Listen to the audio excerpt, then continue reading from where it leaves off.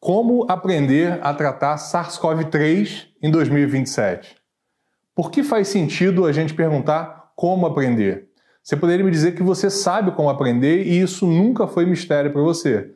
Você não só sabe, como sempre soube como aprender. Você acordou de manhã, foi para a escola, colégio, universidade, você sentou na sua carteira e se deixou levar pelo papo da autoridade lá na frente.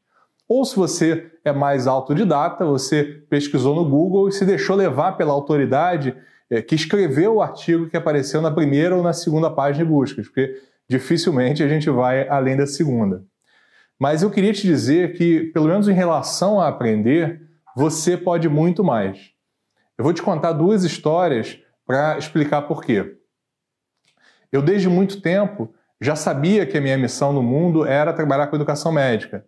Eu já organizava cursos de ultrassom desde 2011, para isso eu fundei uma escola chamada Rio Ensino Médico. Mas eu queria dar um passo adiante, ampliar esse projeto de modo que eu tivesse um impacto maior como educador. Então, para criar a Arbo, eu fui buscar outras referências fora da medicina. Fui fazer um curso de gestão de projetos na Perestroika, um curso chamado Block One, e nesse curso eu tive contato com uma gestora sensacional, a Bruna Baffa.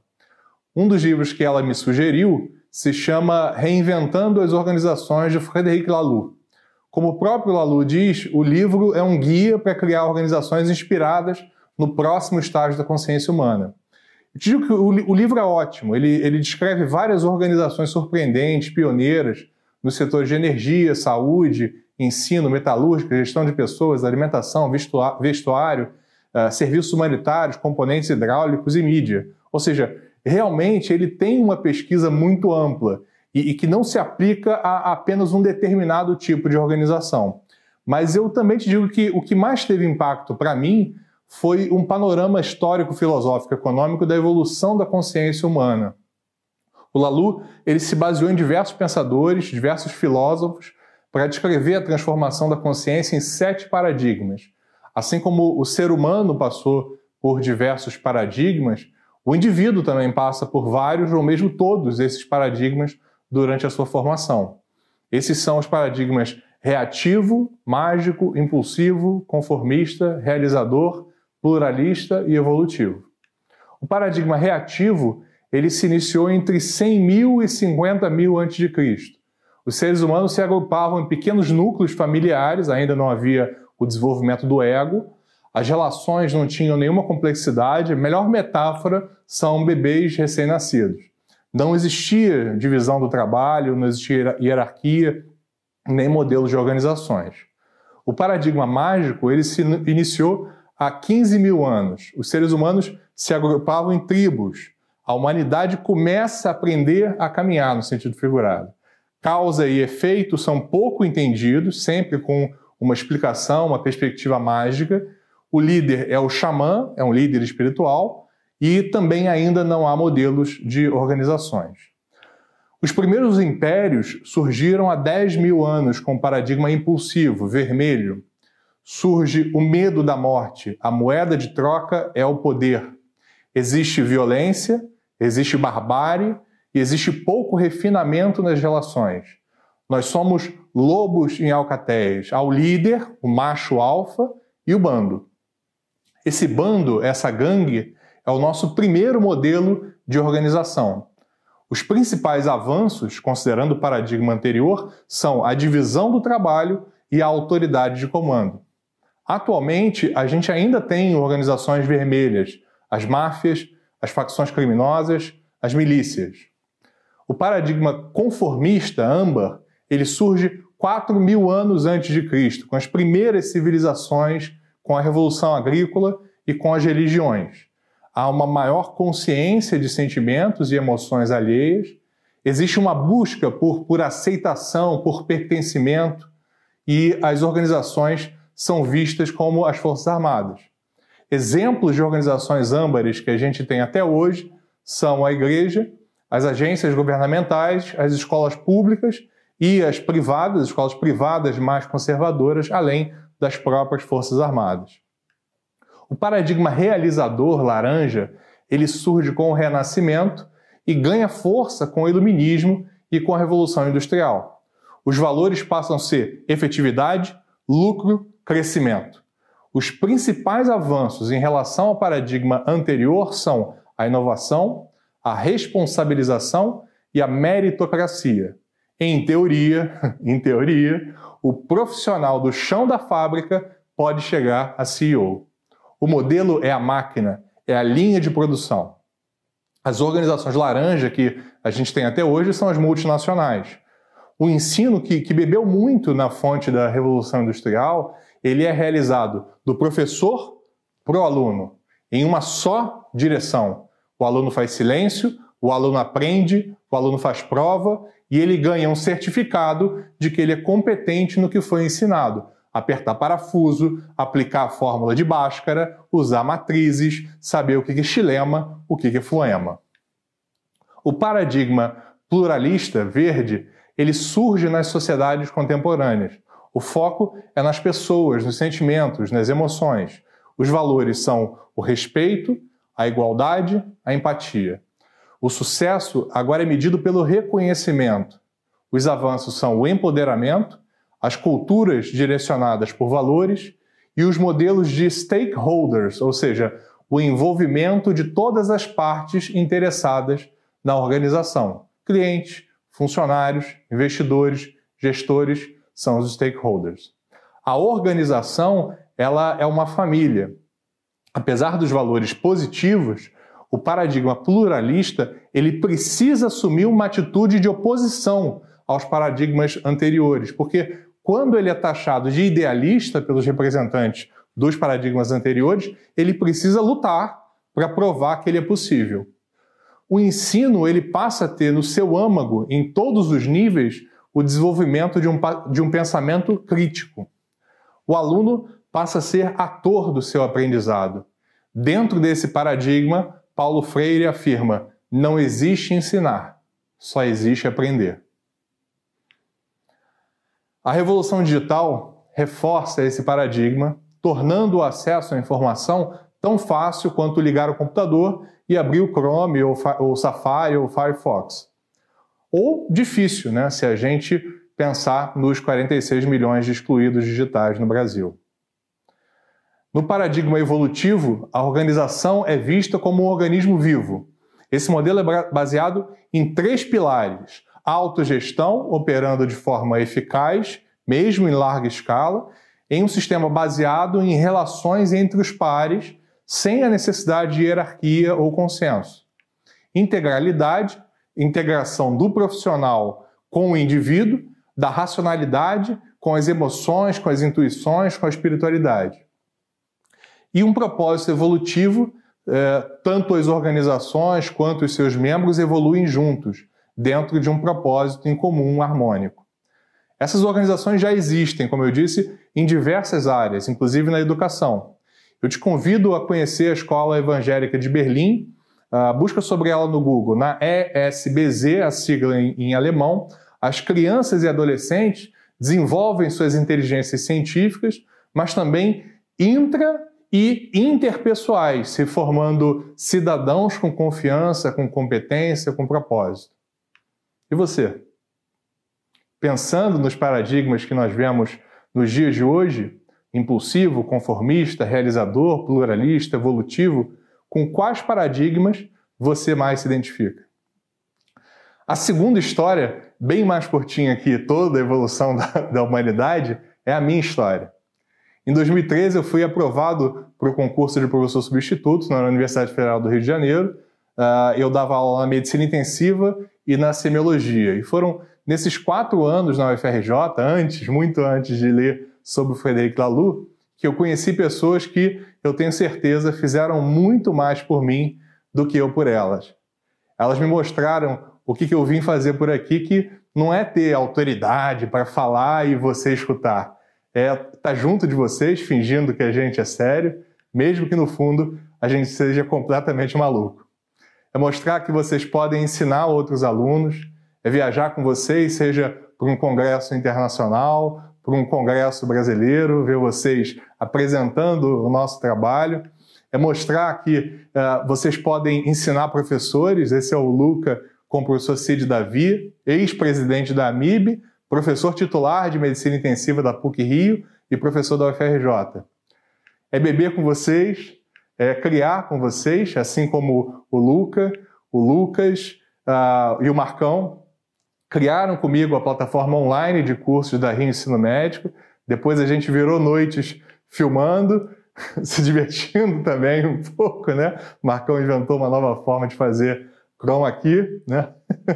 E é muito figura. Olha isso, o fundo verde desapareceu, né? Completamente. Olha lá, é o homem invisível. E também virando noite, editando o nosso curso de ultrassom. E ano passado, como a gente quer desenvolver outros projetos, mas com os mesmos valores, a gente criou a Arbo. Eu acredito que a forma que a gente aprendeu sobre o SARS-CoV-2 e a Covid-19 aqui na Arbo pode te ajudar a aprender sobre a SARS-CoV-3 em 2027. A primeira pergunta é: como a gente vai fazer para detectar que a SARS-CoV-3 chegou, o SARS-CoV-3 chegou? A primeira vez que eu ouvi colegas falarem do novo coronavírus com preocupação foi em 28 de janeiro. Eu lembro, eu estava no hospital, um médico assistente falou da plataforma da Johns Hopkins, essa que vocês estão vendo aqui, que monitora os casos praticamente em tempo real. Mas, retrospectivamente, eu poderia saber antes sobre o coronavírus de duas formas. Primeiro, através de um Journal Watch. Existem alguns sites que fazem diariamente ou semanalmente uma revisão da literatura em geral e outros que fazem isso por especialidade. O melhor Journal Watch de medicina, de uma maneira geral, na minha opinião, é o da New England Journal of Medicine. E foi em 10 de janeiro que o Journal Watch da New England alertou para uma nova pneumonia de causa não determinada. Para quem vai se especializar em medicina intensiva, quem tem interesse em medicina intensiva, é obrigatório se inscrever no Journal Watch do Critical Care Reviews. Semanalmente, desde 2009, esse cara, o Robert Sweeney, e o time dele, eles são de Belfast, na Irlanda do Norte, eles te enviam todas as referências relevantes que saíram na medicina intensiva nessa semana. Outra fonte que é importante a gente consultar com regularidade são os boletins epidemiológicos do Ministério da Saúde. Em 8 de janeiro, a Secretaria de Vigilância em Saúde Pública publicou esse boletim. Na verdade, essa aqui é a segunda versão que foi atualizada em 16 de janeiro, alertando sobre essa pneumonia de etiologia desconhecida. Inclusive, com os primeiros critérios diagnósticos operacionais para a suspeita da doença. Certamente, os Journal Watches e os boletins epidemiológicos do Ministério da Saúde vão ser as referências para você receber os primeiros alertas da SARS-CoV-3, as diretrizes para suspeitar e diagnosticar a doença. Agora, como aprender a tratar? Todas as minhas referências para as bases de diagnóstico, prognóstico e tratamento vêm da medicina baseada em evidências. Eu tive 6 grandes referências de medicina baseada em evidências na minha formação. O professor Nelson Souza e Silva, da UFRJ, os professores André Volchan e Fernando Gutierrez, no Procardio. Essa foi a única foto que eu consegui do Fernando. Tem outra no Google, mas está com uma resolução péssima e essa está muito jovial, né, no WhatsApp. Esses 3 caras me deram a base. Aí eu fui ler sobre a obra dos professores David Sackett e Gordon Guide, da Universidade McMaster, no Canadá.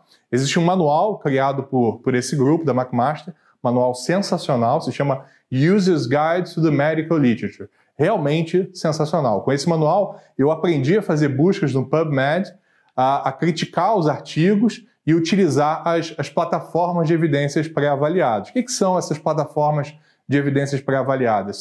São bases de artigos baseados em evidência, escritos por médicos e professores com experiência em análise crítica da literatura. O UpToDate, o Dynamed e o Best Practice do British Medical Journal são exemplos de plataformas pré-avaliadas.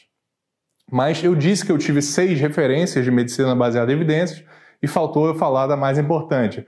O professor Luiz Cláudio Lemos Correia, professor da Escola Baiana de Medicina e Saúde Pública, editor do blog Medicina Baseada em Evidências desde 2009 e criador do curso online de Medicina Baseada em Evidências. Não recebo nenhum jabá, nenhuma grana, mas eu recomendo demais esse curso. Dentro desse curso de Medicina Baseada em Evidências, existe um módulo, é o primeiro, que é o meu favorito, é o módulo Pensamento. Na primeira aula do curso, ele traz um questionamento que eu acho super pertinente. Medicina baseada em evidências não é um ramo da medicina. Medicina baseada em evidências é sinônimo de medicina. Medicina baseada em evidências é um termo, então, redundante. Com essa nomenclatura, alguns profissionais passaram a ver a medicina baseada em evidências como alguma coisa dos acadêmicos, dos cientistas. Além disso, o termo dá a entender que outros profissionais de saúde estejam excluídos desses conceitos. Medicina, etimologicamente, vem do latim medere, que significa saber o melhor caminho. E é por isso que medicina baseada em evidências é sinônimo de medicina. Todos os profissionais de saúde, ao tomarem uma decisão, seja diagnóstica ou prognóstica, buscam o melhor caminho e as evidências são um dos principais pilares da tomada de decisão. O segundo aprendizado desse módulo são os 7 princípios da medicina baseada em evidências. A maior parte são conceitos científicos que você já ouviu falar, você já conhece, mas foram organizados como esses 7 princípios pelo próprio professor Luiz Correia. O primeiro princípio é o princípio da hipótese nula. Ele afirma que, até que se prove o contrário, a gente precisa considerar um fato como falso. Imagina 4 tipos de estudos. Um estudo verdadeiro positivo, um estudo falso positivo, um estudo verdadeiro negativo e um estudo falso negativo. Beleza, os estudos verdadeiro positivos e os verdadeiros negativos são verdadeiros. Ótimo, ajudaram a gente a se aproximar da verdade, aumentaram o nosso conhecimento de forma genuína. Mas vamos pensar nos estudos falsos. Um estudo falso negativo, ele não faz com que a gente passe a usar um medicamento que a gente já não usava. Ou seja, a vida não mudou. Ah, mas alguém deixou de receber um remédio que tinha efeito. Verdade. Mas olha outra situação. Um estudo falso positivo. Esse estudo faz com que a gente passe a usar um medicamento que a gente não usava. Mudou a vida, mudou a realidade. Alguém passou a receber um remédio que não funciona. E se houver algum efeito adverso, a gente faz mal sem nenhum benefício ao doente. E o que é mais grave do ponto de vista ético? Fácil. A gente pergunta a Hipócrates. E ele nos dirá primum non nocere. Primum non nocere. Primeiro, não faça mal. 2 das argumentações para utilizar medicamentos contra a Covid-19, antes de haver evidências de qualidade, foram: então a gente não vai fazer nada? E o outro foi: nós não sabemos nada sobre essa doença. Esses argumentos não foram oriundos da pandemia da Covid-19, e sim das 3 pandemias que a sucederam: a pandemia do medo, da pseudo-informação e da irracionalidade. Existem, de fato, situações em que a gente pode prescindir de verificação científica. O segundo princípio, o princípio da plausibilidade extrema. As leis da natureza asseguram a eficácia. Não é necessário um ensaio clínico controlado para a gente testar a eficácia do paraquedas, mesmo que a gente deseje, de vez em quando, recrutar um ou outro elemento para o grupo controle, né? Esse princípio é aplicado em situações de risco iminente de morte. O terceiro princípio é o princípio do nível de evidência. Diferentemente de pirâmides complexas com vários níveis, que a gente vê inclusive na literatura da McMaster, o professor Luiz Correia brilhantemente simplifica a ideia. Existem 2 níveis. O nível de evidência que não nos modifica a decisão, eu chamo de evidência B, e o nível de evidência que nos ajuda a tomar a decisão, eu chamo de evidência A. A ideia da pirâmide seria usar a melhor evidência disponível, mas se a melhor evidência disponível é uma evidência B, certamente a gente não está escolhendo o melhor caminho. Primum non nocere. Eu não estou dizendo que a evidência B não serve de nada, ela serve para formar ou contribuir para uma hipótese, mas não para tomar conduta. Primum non nocere. O quarto princípio é o princípio da prova do conceito. Ele nos afirma que o objetivo primordial de um estudo de qualidade, é gerar um conceito, uma associação entre eventos. No caso de um medicamento, o conceito desejado é que esse medicamento reduz o risco de eventos indesejáveis para o paciente, como sofrer, como morrer. Esse princípio anda junto com o quinto, o princípio da complacência. Esse princípio diz que o conceito provado pelo estudo não deve ser verdade apenas para o grupo com as características dos pacientes do estudo, aqueles que tinham os critérios de inclusão e não tinham os critérios de exclusão. Só usaram o medicamento em pacientes até 65 anos. Meu paciente tem 66, eu não vou usar. Detalhe que a gente esquece, na maioria das vezes, os critérios de inclusão e exclusão de um estudo, eles são escolhidos para tentar aumentar a probabilidade do efeito observado no estudo, aumentar a probabilidade do estudo ser positivo. E aí a gente prova um conceito. E a gente pode usar esse conceito para pacientes diferentes. Pode ser que o efeito seja menor, é verdade. Pode ser que também a gente possa usar um outro medicamento da mesma classe. E aí entra a nossa tomada de decisão, a individualização do tratamento baseado nas características e nas preferências do paciente. É quando a evidência encontra a vida real. As duas são complementares. Esse é o sexto princípio, o princípio da complementaridade. Então, considerando esses princípios da prova do conceito, da complacência e da complementaridade, mesmo que surja uma doença nova, a gente não pode dizer que não sabe nada. A gente tem outros estudos publicados previamente, a gente colecionou conceitos durante o nosso aprendizado e por isso a gente pode estimar uma probabilidade de um novo ensaio clínico randomizado de um medicamento para SARS-CoV-3 ser positivo ou negativo. Imagina que um determinado medicamento já conhecido, já utilizado para outras condições, tem alguma evidência do tipo B, como um estudo in vitro contra um outro coronavírus, SARS-CoV-1, SARS-CoV-2, o vírus da MERS. Ao invés de pensar, não sei nada sobre SARS-CoV-3, uma melhor estratégia poderia ser fazer algumas perguntas básicas. Esse medicamento também tem efeito in vitro contra outros vírus? Outros coronavírus ou mesmo vírus semelhantes? Tem! Esse medicamento teve algum ensaio clínico randomizado controlado positivo contra esses outros vírus? Não teve. Ou teve e foi negativo. Então, nesse caso, a gente parte da probabilidade de pré-realização desse novo estudo, desse novo medicamento, desse medicamento contra SARS-CoV-3, uma probabilidade baixa da gente ter algum estudo positivo com esse medicamento.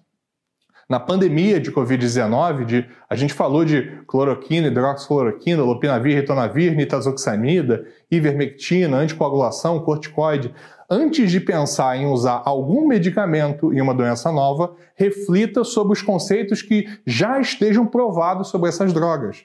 Quando normalmente a gente usa cloroquina, hidroxicloroquina, lopinavir, ritonavir, nitazoxanida, corticoide, etc. E aí, depois de você relembrar e refletir como e em que condições a gente já usa esses medicamentos, aí sim busca, monitora no PubMed e critica a literatura sobre a SARS-CoV-3 progressivamente à medida que ela for publicada. E aí é importante a gente entender como acontece o processo de publicação de um artigo de uma nova evidência. O processo de publicação das evidências começa com a submissão do artigo aos periódicos. O autor ele recebe de volta um documento, um recibo, dizendo, ok, recebemos o artigo, vamos dar prosseguimento. Agora, o artigo passa por uma avaliação de voluntários que criticam a metodologia, o resultado e a relevância do estudo para recomendarem ou não recomendarem aos editores que publiquem o estudo. Esse processo é chamado peer review, revisão por seus pares, pesquisadores como você que enviou o estudo. Depois que o artigo é aceito, a editora pode optar por publicar o estudo antes do fechamento da edição ou da impressão da edição onde vai constar o artigo. A gente chama essa publicação de Ahead of Print, ou EPUB, publicação eletrônica. Na pandemia do SARS-CoV-2, a gente viu de tudo. Muitos ou quase todos os artigos foram publicados ahead of print, normal. A gente está passando por uma pandemia, não dá para ficar organizando edição, manda para cá o artigo. Mas não parou por aí. A gente também viu prévias de artigos antes do peer review caindo nas redes. E a gente chegou a ver compartilhamento do documento de submissão como se fosse artigo. Totalmente antiético, totalmente criminoso. É essencial que você saiba separar o joio do trigo. Só confia nos artigos que já passaram pelo peer review. O resto, joga fora, por favor. Não ceda à tentação de tomar uma decisão porque fulano passa para os doentes dele, porque eu já vi guideline, mas um guideline sem citar nenhuma evidência do tipo A, a evidência que ajuda a tomar a decisão. Tem que olhar as referências do guideline, sim.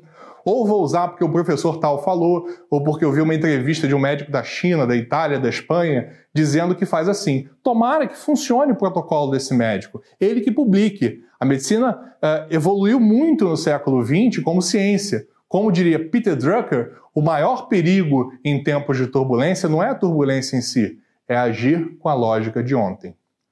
Não contribua para fazer a medicina voltar ao passado.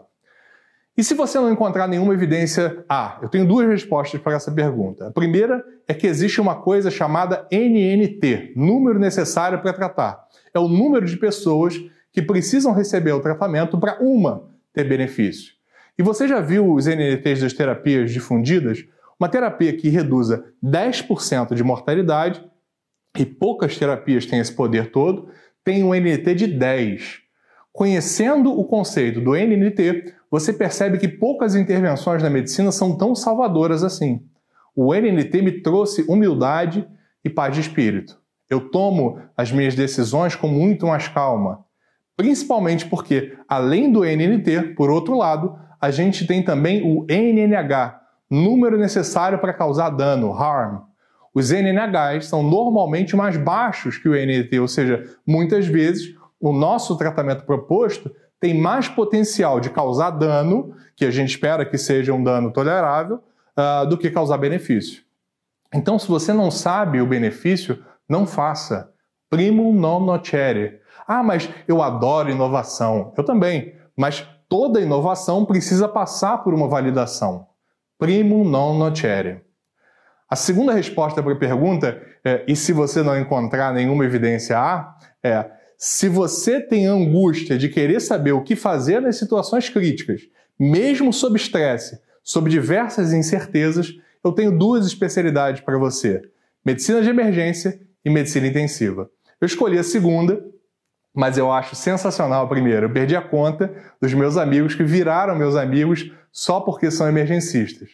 A nossa abordagem nessas duas especialidades é muitas vezes sindrômica. Isso quer dizer que a base do tratamento de um doente crítico varia pouco. Protocolo de trauma, protocolo de ciência respiratória, protocolo de choque. Muitos emergencistas dizem somos os 15 minutos mais interessantes das outras especialidades. Eu não tenho dúvidas de que quando o SARS-CoV-3 chegar, eu vou querer ser atendido por um emergencista e, se eu precisar ir para o CTI, por um intensivista. Mas eu espero que eu esteja do outro lado, atendendo pacientes e aprendendo com você. Você já sabe como aprender, só falta um detalhe para você passar para o próximo nível de aprendizado. Um segredo para você virar um especialista, um faixa preta. Você precisa aprender a contar uma história. Qual é a relevância da história para o aprendizado de um tema específico? Para virar especialista, você precisa de uma abordagem ao mesmo tempo humilde e de superioridade em relação ao conhecimento. Humilde porque a gente já conhece o NNT. Humilde porque todas as nossas decisões são baseadas em certeza. Humilde porque a gente, na medicina, nunca sabe a verdade. A gente sabe apenas probabilidades de estar escolhendo o melhor caminho. Aliás, esse é o 7º princípio, o princípio do pensamento probabilístico. E humilde também porque, ao contrário do que a gente aprendeu na universidade, o conhecimento atual não é o certo. Ele é apenas um momento na evolução do conhecimento. Mas justamente dessa humildade vem a epifania, vem o nirvana. Quando você reconhece humildemente que o conhecimento atual não é o certo e passa a compreender a história, a linha do tempo, você passa a ser maior que o conhecimento. Você passa a um estado de total percepção. O Nagi, né, Ross? Eu tive essa noção mais clara do que nunca numa manhã em que eu estava na rotina do CTI do Hospital Copa Star, que o professor Eduardo Rocha, que tinha inclusive sido meu professor na graduação da FRJ, chegou no CTI. Eu espero que um dia vocês tenham a oportunidade de conversar com o Eduardo. Toda oportunidade de estar com ele é uma oportunidade de aprender. Ele tinha um paciente transplantado renal internado no CTI e começou a falar sobre a história do transplante renal. do primeiro transplante renal intervírus na França em 52, quando não se utilizava nenhuma terapia imunossupressora. Ele falou do primeiro transplante com sucesso prolongado em Boston, em 54, em que o doador e o receptor eram gêmeos idênticos. Falou de como quando começou a ser utilizada a terapia imunossupressora, corticoide, azatioprina, quando começou a ser utilizada a ciclosporina, tacrolimus, que revolucionou o transplante renal. E poucas vezes na vida eu tive essa impressão. Esse cara realmente sabe tudo desse assunto. Só alguém que sabe tanto consegue contar uma história assim. E só tem um jeito de você se tornar um especialista, assim como o Eduardo é especialista em transplante renal. Você precisa estudar e aprender todas as evidências, todos os conceitos sobre a SARS-CoV-3, desde os primeiros coronavírus até 2027. Aprender de verdade até saber contar a sua história. Você pode começar hoje. Eu quero aprender com você. Como você vai aprender a tratar SARS-CoV-3 em 2027? Obrigado. Essa apresentação é em memória do Luca, que foi meu aluno, meu sócio, meu irmão. Te amo, brother. Te vejo em Budapeste. Valeu.